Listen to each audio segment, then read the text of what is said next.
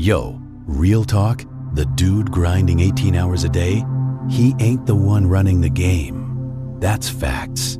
The busiest person in the room is getting played like a fiddle by someone who cracked a code they'll never see. And I'm about to put you on game right now. The hardest worker in the room is damn near never the most powerful cat in it. Let me say that again for the people in the back. The one grinding 18 hours straight. The one clapping back to every single email. The one drowning in tasks, wearing exhaustion like it's some kind of flex. That person ain't winning. That person is a straight-up tool getting used by someone who peeped game on something they never will. Machiavelli caught this vibe 5 centuries ago. No cap. The prince who's working the hardest? He's governing the worst. There's this form of strategic inaction that's so fire, so backwards from what everybody thinks, that the second you lock it down, you're gonna outmaneuver folks who outwork you 10 to 1, and they'll never understand how you pulled it off. But hold up, this ain't about being lazy. Nah, this is about something way more gangster. Let me break it down for you. There's this disease spreading through the modern world, and it's got a name nobody wants to call out. Hustle culture. The glorification of staying busy. The worship of being burnt out. You're out here posting that 4 a.m. alarm like it's a flex. Bragging about skipping meals. Telling folks you only slept 3 hours like it's a war wound, like you caught a body or something. And somewhere deep inside, you legit believe this suffering is proof you deserve success. But check it, it's not. It's straight up proof you got no strategy, no game plan, no blueprint. Machiavelli wrote about this specific type of ruler, the one getting in everybody's business over every little beef, personally overseeing every grain shipment, making himself clutch for every single decision. This ruler feels powerful. He feels needed. He feels like he's in control. He ain't none of these things, bro. He's a bottleneck. He's fragile as hell. You remove him, and the whole kingdom goes up in flames. Not because he held it together, but because he never built it to stand without him. He made himself the single point of failure. That's some weak sauce right there. Now peep the other type, the prince who looks almost idle, who delegates like his life depends on it, who only shows up when the moment is do or die critical. People be whispering about him. Yo, what does this dude even do? They're salty about his calm. They're clowning him for not being in the trenches. And then the crisis hits. And while the busy ruler is drowning in his own complexity, going under for the 3rd time, the calm one makes a single move, one calculated strike, and the entire board shifts. The whole game changes. That ain't luck, fam. That's architecture. That's engineering. That's... Greg McEwen calls it the effortless state, that point where you stop asking, how can I do more? And start asking, what if the right thing was actually easy? Not because it takes no skill, but because you removed every single obstacle between you and the precise action that matters. Most people are dead-ass addicted to effort because effort feels like progress. It triggers the same reward centers as actual achievement. Your brain can't tell the difference between being productive and feeling productive. So you stay busy, you stay exhausted, you stay broke. The person above you? The one making 3 decisions a week while you're making 300? They understood something you're about to learn right now. Effort is noise. Precision is power. That's bars. 216 BC, the Roman Republic is bleeding out. Hannibal Barca. This Carthaginian general who's an absolute savage just bodied Rome's legions at the Battle of Cannae. 70,000 Roman soldiers smoked in a single afternoon, the greatest military disaster Rome had ever caught. The Senate is wilding out. Generals are screaming for a counterattack. The people want revenge. Blood for blood. Pride demands it. And into this chaos walks one dude who proposes the most disrespectful strategy imaginable. Do nothing. His name was Quintus Fabius Maximus, and his plan was simple as hell. Don't fight Hannibal. Don't engage him. Don't give him the pitched battle he's built to win. Instead, follow him, shadow him, cut his supply lines, burn the crops he would forage, harass his flanks with small raids, and wait. Rome straight up hated him for it. They called him cunctator, the delayer. It was meant as straight disrespect. Senators were calling him a coward.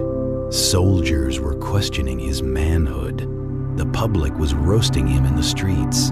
Every instinct in the Roman psyche was screaming for action, for confrontation, for the glory of direct combat. Fabius ignored all of it. He understood something that Hannibal's other opponents didn't peep. Hannibal was a genius of engagement. His entire strategy depended on Rome doing the obvious thing, attacking, meeting him in open battle, giving him the stage where his tactical brilliance could operate. By refusing to play, Fabius yanked the stage entirely.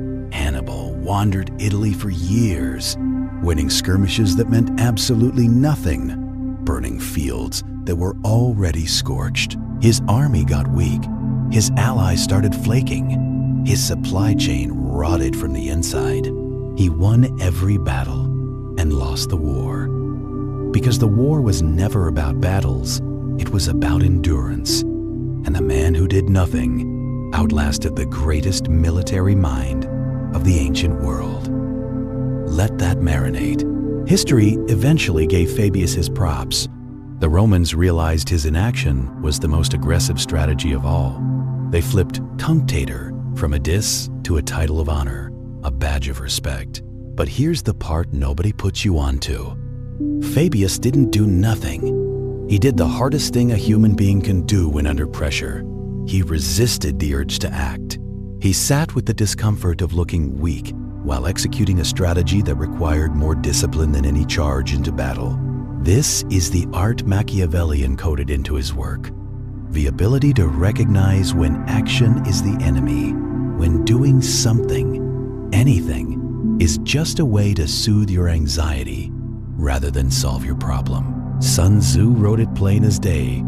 The supreme art of war is to subdue the enemy without fighting.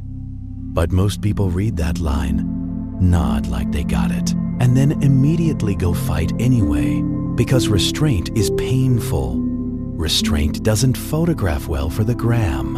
Restraint doesn't get likes. And that's exactly why it works, my guy. There's this concept buried in Machiavelli's work that almost no modern reader catches. He called it economia, not economy in the financial sense, economy of motion, economy of force, the ruthless elimination of every action that doesn't serve the final objective. Think of a surgeon, right? A surgeon doesn't make 50 cuts when 3 will do. A surgeon doesn't swing the scalpel with passion, like they're in a mosh pit. Every incision is measured. Every movement is stripped of excess. The surgery is defined not by how much was done, but by how little was necessary. Now think about your life. How many of your daily actions are surgical? And how many are just movement? Just motion for the sake of motion. Emails that didn't need sending. Meetings that produced zilch. Arguments you jumped into because your ego couldn't tolerate silence. Decisions you made because you felt the pressure of appearing decisive, of looking like you're on your stuff. Cal Newport studied the work habits of the world's most productive people and found something wild, something backwards.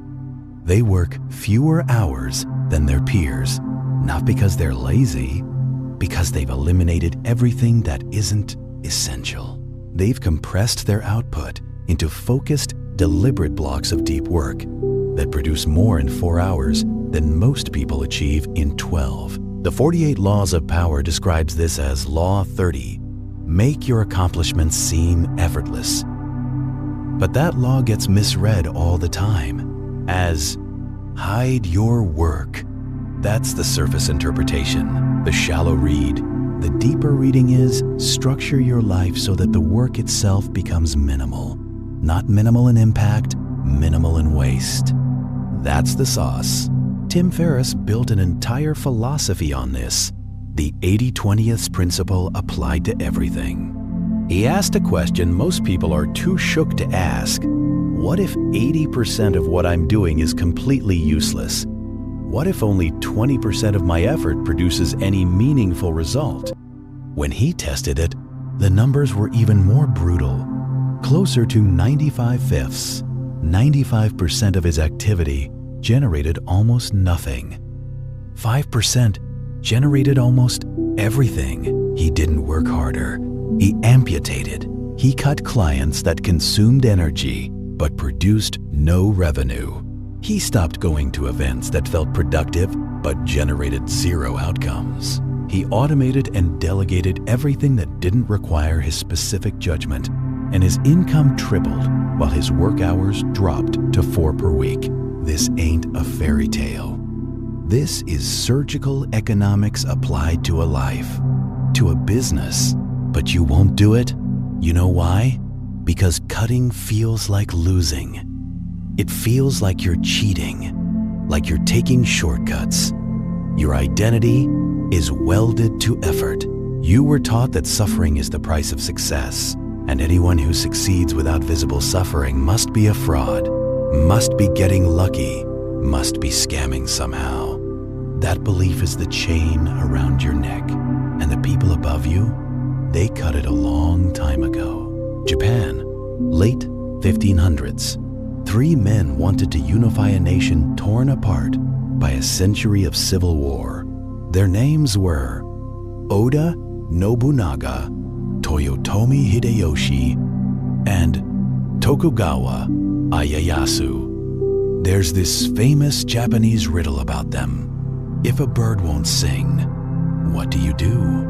Nobunaga says, kill it. He was the conqueror, brilliant, brutal, relentless. He unified Japan through sheer force, then got smoked by one of his own generals. His empire crumbled overnight, like a house of cards. Hideyoshi says, make it sing. He was the persuader, the diplomat. He rebuilt what Nobunaga started using: charm, alliances, and political genius. But when he died, his dynasty barely survived him. His son got overthrown within years. Tokugawa says, wait for it to sing. And that's exactly what he did. Tokugawa Ieyasu waited for decades. While Nobunaga and Hideyoshi fought, conquered, rose, and fell, Tokugawa conserved his forces. He positioned himself as a loyal ally. He avoided unnecessary wars. He let stronger men exhaust themselves against each other, let them burn themselves out. And when the dust settled, when every aggressive player had burned through their power, Tokugawa was the last one standing. Not the strongest, not the most brilliant, the most patient. He established the Tokugawa shogunate. It lasted 260 years, the longest period of peace in Japanese history. 260 years, bro. Built by a man whose primary strategy was waiting. Just waiting. That's it.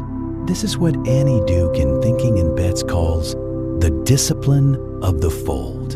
In poker, the amateur plays every hand.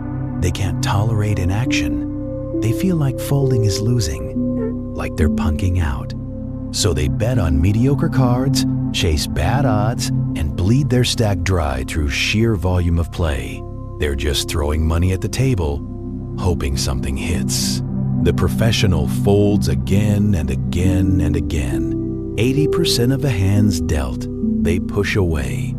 They sit. They watch. They study the other players. Reading tells, picking up patterns, and when the right hand finally comes, they bet with precision that the amateur never could, with confidence the amateur doesn't have. The amateur played more. The professional won more. Because winning was never about frequency of action. It was about quality of selection. That's the difference. Right there. You're playing every hand right now. You're saying yes to every meeting, every project, every request, every emotional confrontation. You're spreading yourself across 100 mediocre commitments because saying no feels like missing out, like you're gonna get left behind. And the person who keeps smoking you, they said number 99 times and said yes once to the thing that mattered. That single yes carried the weight of 90 deliberate refusals behind it. That's why it landed like a cannon shot, while your 100 yeses sounded like static, like white noise nobody pays attention to. There's a pattern you'll notice once you start looking for it. The most powerful people in any organization are rarely the ones doing the most visible work. The CEO ain't on the factory floor. The general ain't loading rifles. The architect ain't laying bricks. And yet somehow, the person laying bricks believes they're more important than the architect because they're sweating, because they got dirt on their hands.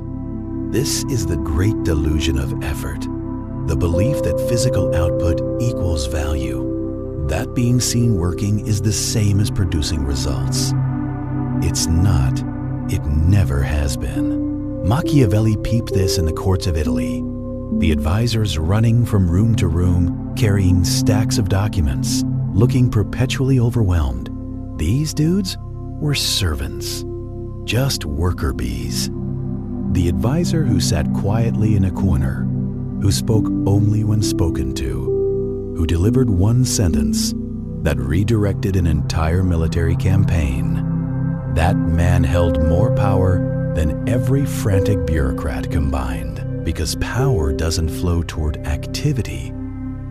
Power flows toward decision. One decision can render 1,000 tasks irrelevant.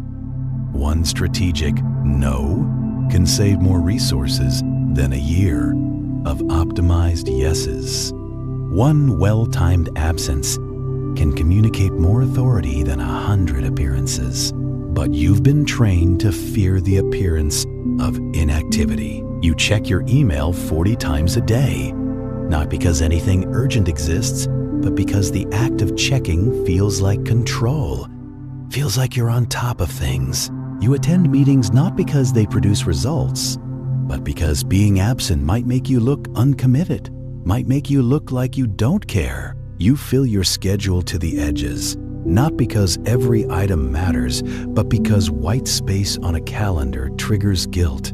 Empty space makes you feel like you're slacking. That guilt is manufactured, bro. It was installed in you by a system that profits from your busyness. Corporations don't reward efficiency. They reward the appearance of effort. The employee who works smart and dips at 4, viewed with suspicion. What's wrong with him? Why is he leaving so early? The employee who works inefficiently but stays until 9, viewed as dedicated, as a team player, as someone going the extra mile. The system ain't designed for your success. It's designed for your compliance. Machiavelli would tell you to see this clearly and then exploit it. Not by working harder within the broken system, but by stepping outside it entirely and building your own. There's a difference between passivity and coiled potential. Most people confuse them, think they're the same thing. Passivity is the dude on the couch who's surrendered. He does nothing because he's given up. His stillness is decay, is rotting from the inside. Coiled potential is the spring compressed to its limit. It does nothing yet, but when it releases, the energy is devastating. Its stillness is storage, is power building up. The art of doing nothing ain't about becoming passive. It's about becoming a loaded spring, a weapon ready to fire. Every moment you spend in strategic inaction, you're accumulating. You're watching patterns that busy people miss. You're conserving energy that exhausted people already spent. You're clarifying your position while distracted people are still scrambling to find theirs. There's this concept in physics called potential energy. A boulder sitting at the top of a cliff has done nothing. It hasn't moved nowhere. It's produced no visible result. But the energy stored in its position is catastrophic. One push and it reshapes the landscape below, changes everything. Your restraint is the cliff. Your clarity is the boulder. And your moment of action, when it finally comes, will carry the accumulated force of every temptation you resisted, every distraction you refused, every impulsive move you declined to make. This is what Machiavelli meant when he wrote about the prince who waits for fortune to turn, not waiting passively like a leaf in the wind, waiting like a predator in tall grass. Still, precise. And then, one movement that changes everything. Most people fire 100 bullets into the dark and hope one hits, hope they get lucky. You wait until you can see the target clearly. Then you fire once. That single shot will be worth more than their entire magazine. Facts. Here's something nobody talks about. Decision fatigue ain't just tiredness. It's erosion of judgment, of your ability to think straight. Every decision you make throughout a day draws from the same cognitive reservoir, the same mental battery. What to eat, what to wear, how to respond to that text, whether to take that call. Each one feels insignificant. Each one costs something. By the afternoon, your decision-making capacity is compromised. Not a little, substantially, like majorly. Studies on judges found that parole decisions made in the morning were dramatically more favorable than those made in the afternoon. Same judges, same types of cases, different outcomes. Because the cognitive fuel was gone, the tank was empty. Now think about your life. You're making hundreds of decisions a day. Micro commitments, small yeses, tiny expenditures of judgment that leave you depleted before the moment that actually matters arrives. The person practicing the art of nothing has eliminated most of those decisions. They've designed their environment so that trivial choices are automated or removed entirely. They've stripped their daily existence down to a small number of high-level decisions that receive the full weight of their cognitive power. This ain't laziness. This is resource management at the level of the mind, at the level of your consciousness.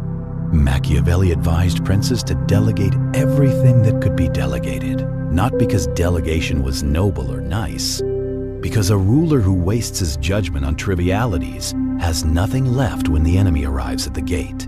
Your gate has enemies approaching, and you're too tired to see them because you spent the morning arguing about font sizes in a presentation nobody's gonna remember.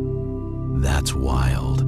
Kill the trivial. Protect the essential. Your clarity is a non-renewable resource. Every hour you waste in reactive busyness is an hour stolen from the one decision that could change your trajectory, that could flip your whole life. You've been told that momentum is everything, that once you start, you must never stop, that consistency is king, that any pause is a step backward, is losing ground. This is partially true and mostly dangerous. Momentum is valuable when it's directed, when it's pointed at the right target. Momentum without direction is a car with no steering wheel. It moves. It feels powerful. It kills you. There are seasons where the correct move is acceleration, where the opening exists and you gotta charge through it before it closes, before the window shuts. But there are also seasons where the correct move is absolute stillness, where the market is irrational, where emotions are running hot, where every voice around you is screaming, "Do something," and the only intelligent response is to do nothing, to sit tight. Machiavelli studied rulers who lost their thrones, not through weakness, but through restlessness. Princes who couldn't tolerate a quiet month, who invented wars to feel relevant, who restructured their courts during periods of stability simply because stability bored them. They destroyed themselves with their own energy. They were their own worst enemy. The Japanese have this concept called ma. It translates roughly to negative space, the pause between notes in music, the empty room in architecture, the breath between words. Ma ain't absence. It's the thing that gives everything else its shape, its meaning. Without the pause, the music is noise. Without the empty space, the room is a prison. Without the breath, the words are meaningless, just sounds. Your life needs ma. It needs the strategic pause, the deliberate gap, the courage to stop producing and start perceiving. Because in that gap, you'll see what no amount of frantic activity could ever reveal. The pattern behind the chaos. The opportunity hiding in plain sight. The move that everyone else is too busy to notice, too distracted to see. The person who masters the pause doesn't fall behind. They see the shortcut that the runners missed. And while the runners are gasping for air at mile 20, cramping up, the person who paused is already standing at the finish line. Calm, unhurried, undefeated. So what does all this mean for you right now, tonight, tomorrow morning when you wake up? It means you need to conduct an audit of your life with surgical honesty. No BS, no sugarcoating. Look at your calendar. How many items on it will matter in 6 months? Be honest with yourself. Most of them are rituals of perceived productivity, meetings that produce minutes but no outcomes, tasks that make you feel dutiful but move nothing forward, social obligations that drain you but you attend because guilt is a cheaper feeling than confrontation. Easier to deal with than saying no. Cut them, not gradually, not over time. Now, look at your commitments. How many did you say yes to because you were scared that no would make you look lazy, uncommitted, or difficult? Every one of those yeses is a leak in your power. Every one of them is diluting the force you could bring to the one thing that actually matters. Find the one thing, the single lever that if pulled with full force would render most of your other activities unnecessary, would make them irrelevant. It exists. You probably already know what it is. You've been avoiding it because it's harder than busy work. It requires thought. It requires courage. It requires the terrifying admission that most of what you've been doing was theater, was performance, was you playing a role. Then do that one thing, not with more hours, with more depth, with the full undivided weight of a mind that's no longer bleeding energy in 40 directions. Machiavelli didn't write The Prince for busy people. He wrote it for effective people. And effectiveness has never been measured by sweat, by how hard you worked. It's measured by outcome per unit of effort. That's the only metric that matters. The prince who achieves peace through one strategic marriage is more powerful than the prince who achieves it through 10 years of war. The cost is lower. The result is identical. The difference is intelligence is playing chess while everyone else is playing checkers. You've been fighting 10-year wars that could have been settled with one conversation you were too proud to have. You've been grinding through problems that could have been dissolved with one decision you were too scared to make. You've been filling your days with motion because stillness forced you to confront a question you didn't want to answer. Am I busy or am I effective? Sit with that. It's gonna burn. Let it. Because on the other side of that burn is a version of you that works less, produces more, and moves through the world with a calm that unsettles every hustler in the room. A version of you that people can't figure out. How does he have so much time? How is he so calm? How does he keep winning while everyone else is drowning, struggling, barely keeping their head above water? The answer is elegant and brutal. He stopped doing what didn't matter, and he had the nerve to do it before anyone gave him permission, before anyone told him it was okay. That's the art Machiavellian coded. That's what Fabius practiced in the hills above Hannibal's army.